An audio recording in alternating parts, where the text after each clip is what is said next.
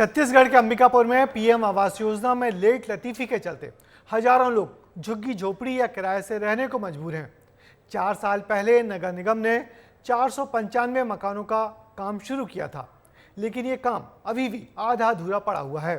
राशि ना मिलने की वजह से काम अटका है। वहीं इसे लेकर सियासत भी जमकर हो रही है। देखिए हमारी एक खास रिपोर्ट।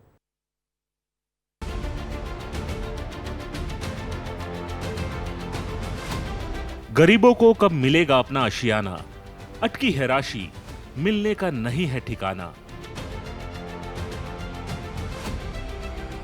करोड़ों की लागत से प्रधानमंत्री शहरी आवास योजना का निर्माण आगे किया जा रहा है। ये सड़क है उसका, लेकिन यहाँ पर एक बोर्ड लगा हुआ है। उस बोर्ड को भी हम आपको दिखाएंगे और इस पूरे बोर्ड में जंग लग चुका है। और जंग को मैं सिर्फ इसलिए दिखा रहा हूँ, ये बोर्ड में जंग नहीं लगा हुआ है बल्कि पूरे सिस्टम में ही जंग लगा हुआ है। अंबिकापुर के भगवानपुर में 4 साल पहले पीएम आवास योजना के तहत इन मकानों का निर्माण शुरू हुआ तो झुग्गी झोपड़ी में रहने वाले लोगों ने पक्के मकानों के सपने देखे, लेकिन 4 साल बाद भी ये सपना इन्हीं मकानों की तरह अधूरा है।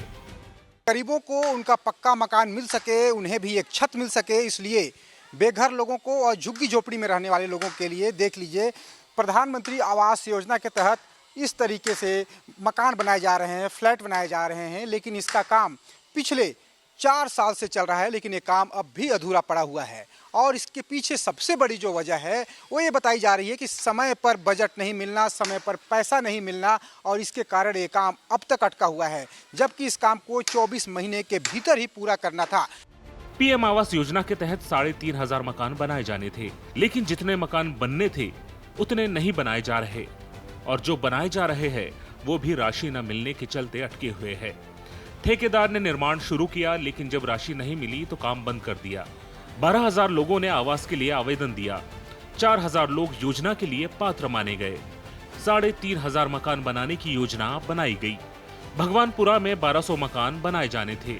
राशि के अभाव में 495 मकान का काम शुरू हुआ। 22 करोड़ रुपए की लागत से बनाए जा रहे मकान पहले किश्त न मिलने के बाद नहीं मिली राशि न मिलने से ठेकेदार ने काम बंद कर दिया। जमीन को लेकर विवाद भी शुरू हो गया। 2022 में बनकर तैयार होने थे पीएम आवास। ठेकेदार अब प्रोजेक्ट की लागत बढ़ने का हवाला देकर ज्यादा राशि की मांग कर रहा है। मामला कोर्ट तक पहुंच गया है। वहीं से लेकर सियासत भी शुरू हो गई है।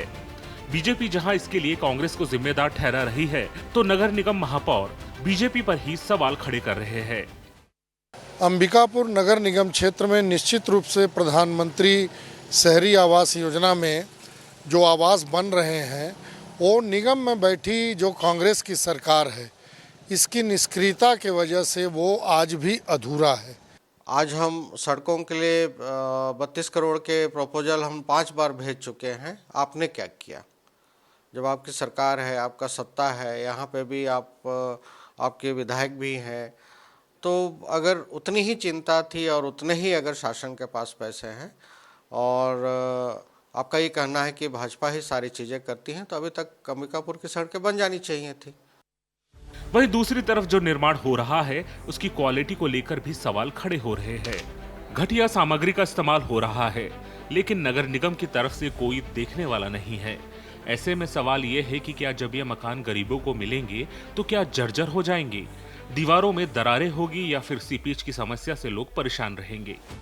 अभी उसमें आधा स्ट्रक्चर का काम कंप्लीट है, इंटीरियर का ही काम उसमें चल रहा है। तो ये मैंने निरीक्षण किया हुआ है उसका, अगले 3 से 4 महीने में कंप्लीट हो जाएगा। काम रुपयों की कमी से अटका है या इसकी राह में सियासी रोड़ा अटके हुए है? वजह जो भी हो, लेकिन सवाल यही है कि जब राशि नहीं मिलेगी, जमीन के विवादों का निपटारा नहीं होगा, तो कैसे इन मकानों का निर्माण होगा? कैसे हर आदमी के पक्के मकान का सपना साकार होगा? 12,000 से अधिक लोगों ने आवेदन किया था ऐसे मकानों के लिए, ताकि उन्हें भी छत नसीब हो सके, लेकिन उन्हें अब तक मकान नहीं मिल सका है। और इसके लिए नगर निगम लॉटरी सिस्टम से लोगों का सिलेक्शन करने वाली है, क्योंकि मकानों का जो निर्माण हो रहा है वो काफ़ी कम है। यहाँ पर 3500 से अधिक मकानों का निर्माण किया जाना था, लेकिन पैसे के अभाव में सिर्फ 500 के करीब मकानों का ही निर्माण शुरू हुआ है। और अब ये कहा जा रहा है कि इन मकानों को भी बनाने में 2025 मई तक का समय लग सकता है। वीडियो जर्नलिस्ट प्रशांत यादव के साथ दिलीप जायसवाल, विस्तार न्यूज।